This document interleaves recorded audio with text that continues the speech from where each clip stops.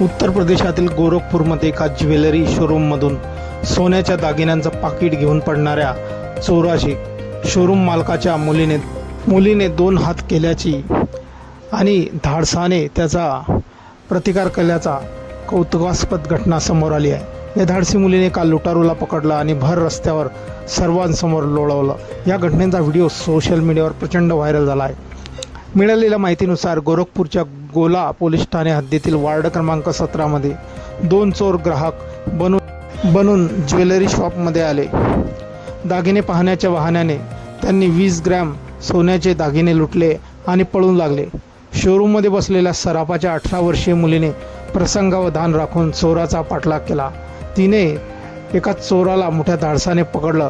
त्यानंतर चोर तिच्याशी झटापट करू लागला आणि तिच्या हातून सटकून पळून गेला। मात्र या मुलीने बराच वेळ त्याचा पाठलाग केला आणि चोराशी भिडताना या तरुणीच्या हाताला दुखापतही झाली आहे। गोला पोलीस ठाणे हद्दीतील वार्ड क्रमांक 17 मध्ये राकेश वर्मा यांचं देवांश स्वर्णकला केंद्र नावाचं शोरूम आहे। राकेश हे मोठ्या व्यापाऱ्यांकडून दागिने आणून विकतात। राकेश यांना 4 मुली आहेत, त्यापैकी 2 मुलींचं लग्न झालं आहे।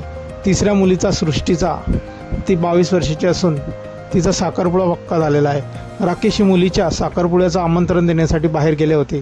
त्यांच्या अनुपस्थितीत त्यांची धाकटी मुलगी अमृता वय 18 दुकान सांभाळत होती। अमृताने सांगितलं की दुपारी सुमारे 2:20 सुमारास 2 तरुण ग्राहक बनून दुकानात शिरले। त्यांनी दागिने दाखवण्यास सांगितले। तिने दागिने दाखवताच एका तरुणाने संधी साधून दागिन्यावर डल्ला मारला। त्याने सुमारे 2.5 ते पावणे 3 लाख रुपये किमतीचे 20 ग्रॅम वजनाचे सोन्याचे दागिने पळवले। त्यानंतर तो दुकानातून पळू लागला। अमृताने धावून त्यांना पकडण्याचा प्रयत्न केला, पण तो पळून जाण्यात यशस्वी झाला।